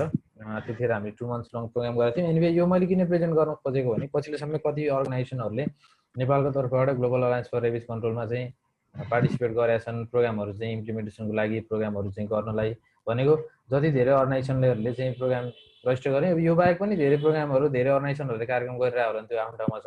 तर यो चाहिँ के हो भने बेसिकल्ली भेरिएसन देखिन्छ है। सो मैले यो प्रेजेन्ट गरेँ। सो त्यसो भए नेपालको सिनेरियोमा रेबिज कन्ट्रोल चाहिँ जुन इन रेबिज बाई 2030 भनिरहेको छौँ हामीले त्यसको लागि अहिलेसम्म आइपुग्दाखेरि अथवा चाहिँ आजको दिनसम्म हामीले सिकिरहँदाखेरि हाम्रो सिकाइ चाहिँ के हुन्छ त हामी चाहिँ के कारणले गर्दाखेरि हामीलाई चाहिँ पछिल्लो समय पछाडि गएर हामीलाई अप्ठ्यारो पर्न सक्छ भन्ने कुराहरू मैले थोरै चाहिँ यहाँ फिल गर्न खोजेको हो। Actual rabies cases are underrepresented in Nepal मैले अघि पनि भने। सो हाम्रो estimation 100 deaths of human per year छ भने हामीले 32 मात्रै चाहिँ त्यो रिपोर्टेड भएको पाइरहेछौँ। तर त्योभन्दा बढी पनि हुनसक्छ है। त्यो के कारणले भइरहेछ भने एउटा चाहिँ ल्याक अफ अवेरनेस हो। उनीहरूले चाहिँ केही पनि हुन्न भन्ने खालको चाहिँ हुन्छ। कतिले चाहिँ नेग्लिजेन्स पनि गर्छ। अब यो चाहिँ एउटा कम्युनिटी डगै भए पनि अब उसको चाहिँ वाइल्ड लाइफसँग इन्ट्रेक्सन भएको हुनसक्छ तर यो चाहिँ घरपालुवा कुकुर हो या चाहिँ अब यही समुदायको हो यसलाई केही पनि छैन भन्ने चाहिँ एउटा चाहिँ मान्छेको प्रिडिक्सन है अनहेल्दी प्रिडिक्सन भनौँ त्यसलाई चाहिँ त्यसले गर्दाखेरि पनि पछिल्लो चाहिँ डेथ भएको पाइएको छ। सो अर्को चाहिँ एउटा ल्याक अफ अवेरनेस हो है पिपलमा रेबिज डेली डिजिज हो भनेर चाहिँ बेसिकली यो किनभने अर्बन एरियाजमा चाहिँ धेरै चाहिँ फेसिलिटेसन भयो। आज हामी भर्चुअल प्रोग्राम गरिरहेछौँ जोसँग इन्टरनेट छ जो चाहिँ एउटा चाहिँ इङ्ग्लिस मिडियममा चाहिँ पढिरहेछ अथवा चाहिँ अलिकति मिडियम लेभलको चाहिँ इन्कम भएको जेनेरेसनमा चाहिँ हुर्केको छ एउटा ह्युमन या चिल्ड्रेन या चाहिँ कुनै पनि मान्छे उहाँहरूले चाहिँ अवेरनेसको सिनेरियोहरू पाइरहेको हो, तर चाहिँ हामी ब्याक इन हिल्ली रिजन या माउन्टेन रिजनको मान्छेहरूलाई चाहिँ यो प्रोग्राम पनि भइरहेको थाहा पाउन्न। They do not even know world rabies day, अथवा उहाँहरूलाई थाहा हुँदैन कि रेबिज भन्ने के हो भन्ने कुरो। सो यसले गर्दाखेरि पनि केही असर भएको चाहिँ हुनसक्छ। अब अहिलेपट्टि अब त भ्याक्सिन्स यो चाहिँ हो नै है। भ्याक्सिन्सको भनेको चाहिँ यो बेसिकली अन ह्युमन साइड, अब इभन एनिमल साइडमा पनि छ। प्रोपर जति चाहिँ भ्याक्सिन प्रोडक्सन गरे पनि नेपालको गभर्मेन्टले सबैलाई पुगिरहेको अवस्था चाहिँ छैन। मलाई लाग्छ if you have experiences, even the organisers, if you have experiences back, तपाईँहरूले कति चाहिँ भ्याक्सिनहरू डिएलएसओ मार्फत अथवा भिएचएलएसी मार्फत माग्नुभयो होला, सबै चाहिँ पाउन सक्ने अवस्था छैन। भनेको टोटल डग पपुलेसनमा ओभरअल कभर हुने गरी हामीले चाहिँ भ्याक्सिन गर्न नपाइरहेको अवस्था हो। र ह्युमनको केसमा हेर्ने हो भने इभन पोस्ट एक्सपोजर प्रोफाइलेक्सिसको लागि महँगो चाहिँ तिर्नुपर्ने अवस्था छ। प्राइभेट क्लिनिक्समा जानुहुन्छ भने 500 to 600 per dose of vaccine है तिर्नुपर्ने अवस्था छ। In case of government hospital कहीँ चाहिँ फ्रीमा गर्ने चलन छ इभन रेबिजको भ्याक्सिन, होइन भने कोही ठाउँ 100 रुपिज पर डोज चाहिँ लिइरहेको अवस्था छ। सो भ्याक्सिन्सको अभाइलेबिलिटी एक्सपेन्सिभनेसको हिसाबले होइन, कस्टको हिसाबले पनि फरक परिरहेछ। त्यो चाहिँ एउटा सामान्य चाहिँ परिवारमा हुर्केको मान्छेलाई जसले चाहिँ दिनभरि काम गरेर चाहिँ 500 रुपियाँ 600 रुपियाँ चाहिँ कमाइरहेको हुन्छ, उसको लागि एउटा भ्याक्सिनलाई 500 रुपियाँ तिर्नलाई गाह्रो पर्छ। एउटा भ्याक्सिन लगाएर हुँदैन, 5-6वटा भ्याक्सिन चाहिँ पोस्ट एक्सपोजर प्रोफाइलेक्सिसको रूपमा चाहिँ लाउनु पर्ने हुन्छ। सो त्यसले पनि असर परिरहेछ है। अर्को कुरा चाहिँ अब हुन त अहिले पछिल्लो समय जानमा चाहिँ जनवरी 2020मा यो डिपार्टमेन्ट अफ हेल्थ सर्भिसेस सँगसँगै हो जस्तो लाग्छ मलाई, नत्र भने डिएलएसले है वान हेल्थ स्ट्राटेजी 2020 भनेर चाहिँ रिलिज गर्यो, जुनमा चाहिँ जुनोसिस र एएमआरको पाटोलाई चाहिँ एड्रेस गर्ने भनेर चाहिँ कार्यक्रमहरू चाहिँ रिलिज भएको छ। अब त्यसमा रेबिजको सिनेरियो के छ त्यसलाई चाहिँ अलिकति डेफिनेटली स्टडी गर्नुपर्ने हुन्छ। तर त्योभन्दा अगाडि हामी हेर्छौँ भने ब्याक होइन, त्योभन्दा अगाडिका 2-3 वर्षहरूमा human professionals, human health professionals चाहिँ आफ्नो तरिकाले काम गरिरहने, अनि त्यस पछाडि लाइफस्टाइल प्रोफेसनल आफ्नो तरिकाले काम गरिरहने चाहिँ पाइरहेको थियो।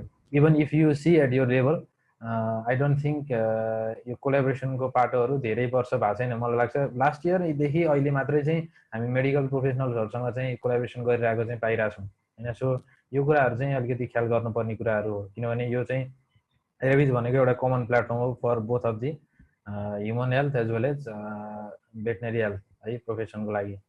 सो यदि चाहिँ कोअर्डिनेसन भइदिएन भने त्यस पछाडि गएर प्रोडक्टिभ कम्युनिकेसन हुँदैन, प्रोपर सर्भेलेन्स प्लानहरू हुँदैन, अनि त्यस पछाडि इनोभेटिभ आइडियाहरू सेयर हुँदैन, अनि रिसोर्स मोबिलाइजेसन पनि प्रोपर हुन सक्दैन। यो चाहिँ अर्को चाहिँ रोल अफ इन्भाइरोमेन्टलिस्ट। यो चाहिँ किनभने मैले चाहिँ कहाँनिर जोड्न खोजेको भने हाम्रोमा चाहिँ जुन चाहिँ सिल्भेटिक साइकलबाट अर्बन साइकलमा डिजिजको ट्रान्समिसन के छ होइन, यो पाटोहरू चाहिँ एड्रेस गर्नुपर्ने देखिन्छ है। इन्भाइरोमेन्टलिस्टको रोल चाहिँ यो चाहिँ पत्ता नलागेको चाहिँ छ। सो वान हेल्थ अप्रोचमा यदि हामी जान्छौँ भने ह्युमन हेल्थ, भेटनरी हेल्थ र इन्भाइरोमेन्ट यो तिनटैलाई चाहिँ सँगै लिएर जानुपर्ने आवश्यकता हुन्छ। अर्को पाटो भनेको चाहिँ प्रोपर म्यानेजमेन्ट अफ स्टेडक्स। हामी एनिमल बर्थ कन्ट्रोलको कुराहरू चाहिँ गरिरहेछौँ, तर चाहिँ अब अर्गनाइजेसन लेभलमा जुन चाहिँ एनजिओजहरूले गरिरहनु भएको छ त्यो आफ्नो ठाउँमा छँदैछ। तर चाहिँ जब स्टेक होल्डरको रूपमा चाहिँ लोकल गभर्मेन्ट्सहरू रहिरहेको हुन्छ, तिनीहरूको चाहिँ म्यानेजमेन्ट चाहिँ उनीहरूको पनि एउटा रोल हुन्छ जस्तो लाग्छ मलाई। अर्को कुरा, हामी चाहिँ प्रत्येक वर्ष विभिन्न खालको चाहिँ प्रोग्राम गरिरहेको हुन्छौँ, तर साँच्चै त्यो प्रोग्रामहरूले चाहिँ इम्प्याक्ट कतिको दिइरहेको छ त कम्युनिटी लेभलमा है। हामीले चाहिँ स्कुल अवेरनेस प्रोग्राम गरिरहेछौँ, त्यो स्कुल अवेरनेस गरिसकेपछि हामीले के त्यो चाइल्डलाई चाहिँ त्यस पछाडि गएर एसेसमेन्ट दिइरहेछौँ कुनै पनि स्कुलको बच्चाहरूलाई, भनेको उनीहरूको चाहिँ लेभल कतिको चाहिँ लेभल अफ अवेरनेस चाहिँ कति पुग्यो भनेर त्यो मेजरमेन्ट अफ इम्प्याक्ट पनि नभइरहेको पाउँछु मैले। सो त्यही भएर कार्यक्रम चाहिँ कार्यक्रमकै लागि मात्र भएको जस्तो पाइन्छ है, त्यो भइरहेको अवस्था छ।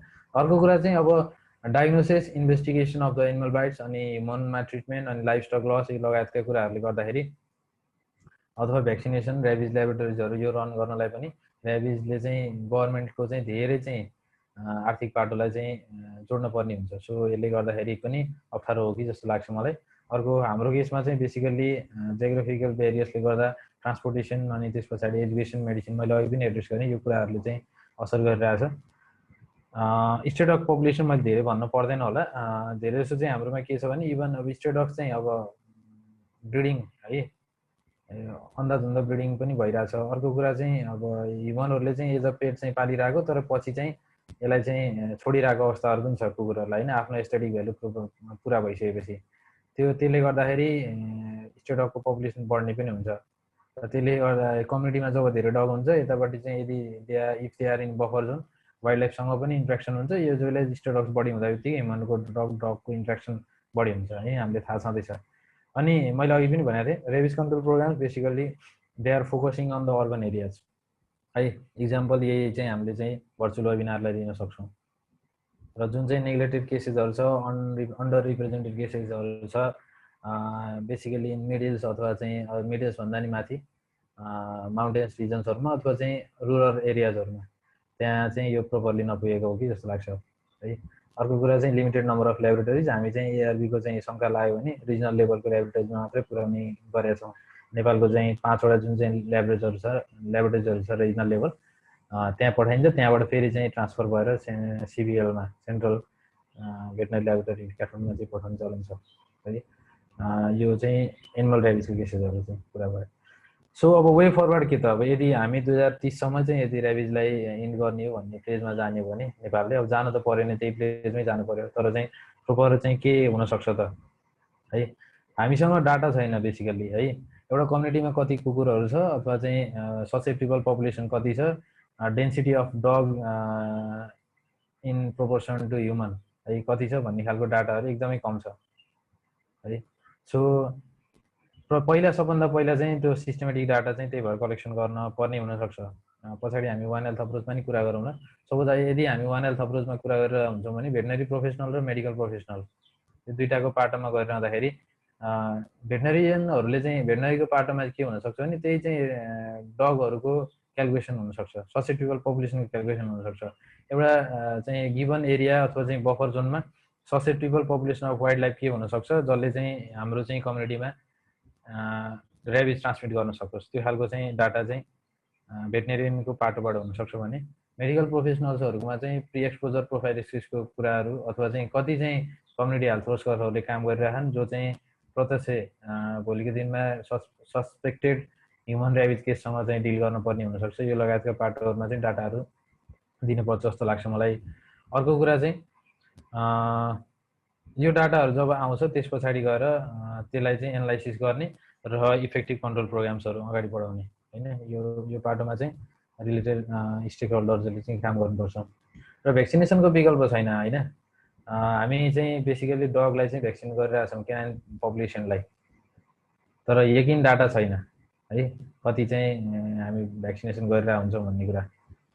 र 70% यो के भनिन्छ भने यदि एउटा कुनै पनि कम्युनिटीमा 70% अफ डगलाई मात्रै चाहिँ भ्याक्सिन गर्यो भने एउटा हर्ड इम्युनिटीको कारणले गर्दाखेरि त्यो एरिया चाहिँ ऱ्याबिजबाट चाहिँ हामीले फ्री गर्न सक्छौँ या चाहिँ अरू त्यो इम्युनिटी चाहिँ अरूलाई पनि सर्न सक्छौँ भन्ने खालको चाहिँ एउटा कमन डब छ इम्युनोलोजीमा, यो तपाईँहरूलाई थाहा छ यो कुराहरू है। र अरू चाहिँ मास्ट एउटा भ्याक्सिनेसन अथवा चाहिँ हामीले यो कामहरू गरिरहेको छौँ। अर्को डोमेस्टिक भ्याक्सिन प्रोडक्सन पनि बढाउनु पर्ने देखिन्छ है।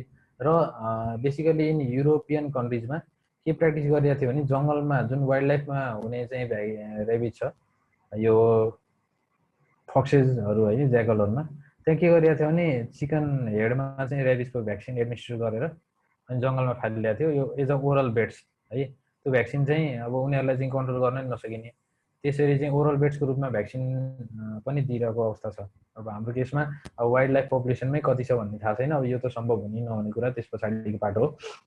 तर पनि मलाई लाग्छ ह्युमन वाइल्ड लाइफ इन्टरफेसकोमा जस्तो चाहिँ चितवन बफर एरिया छ या चाहिँ अरू नेसनल पार्कको वरिपरि बसिरहेको हुन्छ एउटा कम्युनिटी, त्यसमा पनि वाइल्ड लाइफबाट चाहिँ यो भ्याक्सिन के अरे भाइरस सर्न सक्ने चान्सेसहरू भइहाल्छ। र अर्को चाहिँ अवेरनेस एक्टिभिटिज, यो पनि अर्को विकल्प नभएको हो। हामीले चाहिँ सिम्पली भर्चुअली चाहिँ यो गरिरहेछौँ भने भिएचएलइसी या चाहिँ गभर्मेन्टको चाहिँ डिएलएस अन्तर्गतको सेक्टरहरूले जहाँ जे फिजिबल हुन्छ त्यसले चाहिँ काम गर्नुपर्ने हुन्छ है। भनेको चाहिँ यदि रुरल एरियाजमा हो भने न्युज पेपरमा दिएर हुन्छ या चाहिँ त्यहाँको लोकल चाहिँ रेडियो स्टेसनहरूलाई दिएर हुन्छ। यो ऱ्याबिजको विषयमा चाहिँ जानकारी गराउनु पर्ने आवश्यकताहरू छ। र अर्को कम्युनिकेसन नेटवर्क इज पावरफुल। अब यो चाहिँ बेसिकली यो पनि फेरि अर्बन एरियाजमै हो। हामी चाहिँ सोसियल मिडियाहरू प्रयोग गरेर आउँछौँ है। अनि अहिले यही वेबिनार पनि अथवा भर्चुअल कन्फरेन्स यो चाहिँ मैले यसमा जोड्न खोजेको। अर्को हेल्थ केयर फेसिलिटिजमा ल्याबोरेटरीहरूलाई स्ट्रेन्थन गर्ने है, यो पनि भइहाल्यो, तपाईँहरूले सामान्य बुझ्नुहुन्छ। र canine population management, proper quarantine in the open borders, र त्यस पछाडि स्ट्रे डग्स जति पनि छ त्यसलाई चाहिँ एडप्सन गर्ने है। त्यो पाटोमा पनि एउटा पोलिसी लेभलको अन्डरस्ट्यान्डिङ गर्नुपर्ने जस्तो लाग्छ मलाई।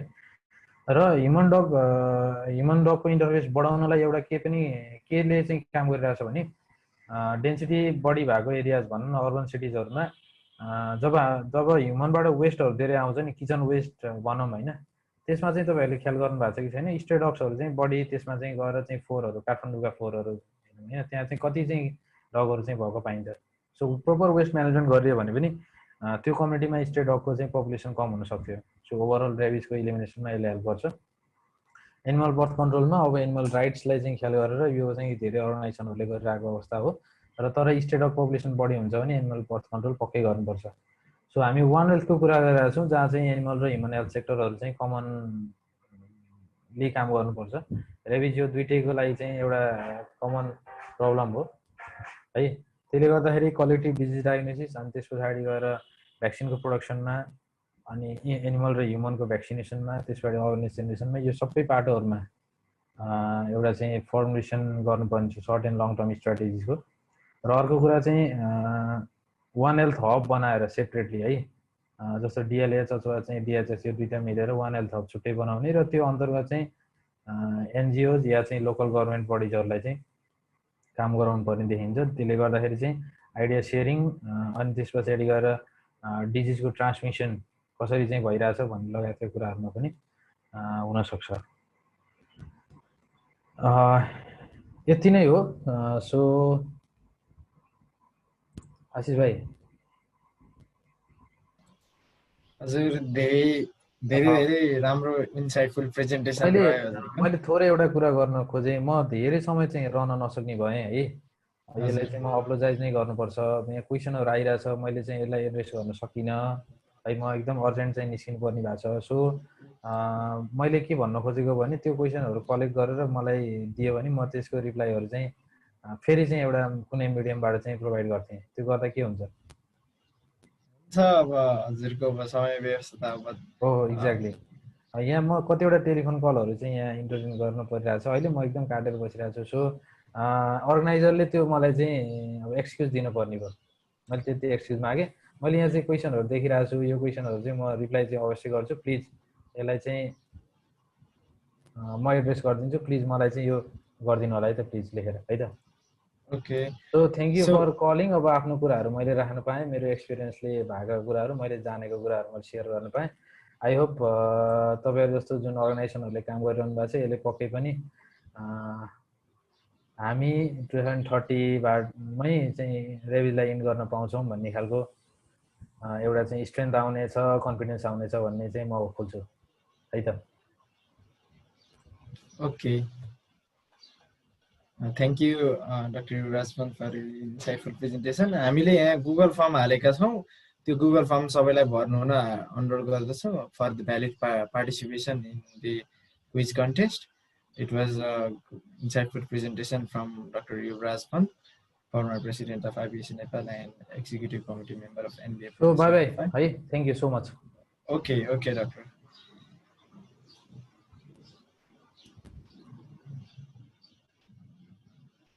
So if you haven't filled the form yet, so go in the chat box and fill it. I think we will conclude in a minute.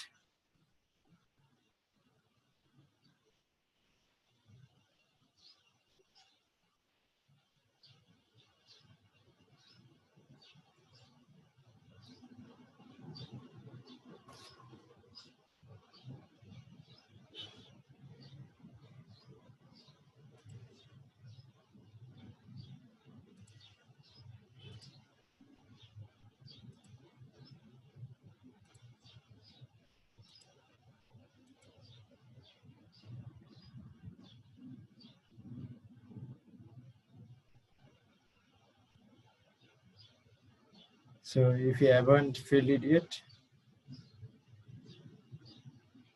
can feel it now.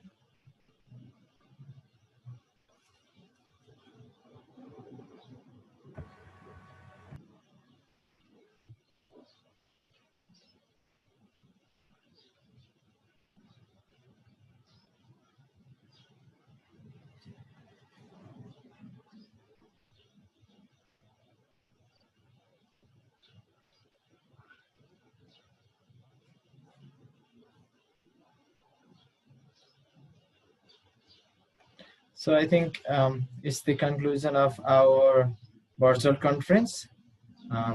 We'll be continuing our Revis Week tomorrow also. We'll have panel discussion in that schedule. So we'll have Dr. Tikaram Khanal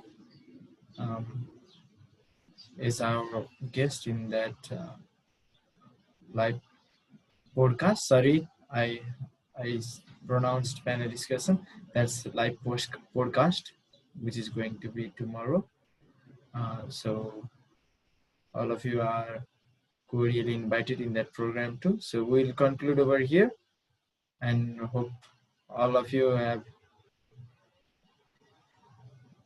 gained some positive knowledge from this session also.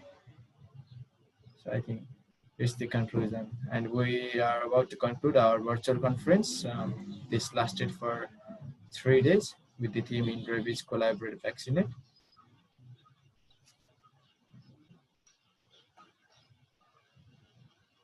Okay, so see you in the live podcast. Thank you all.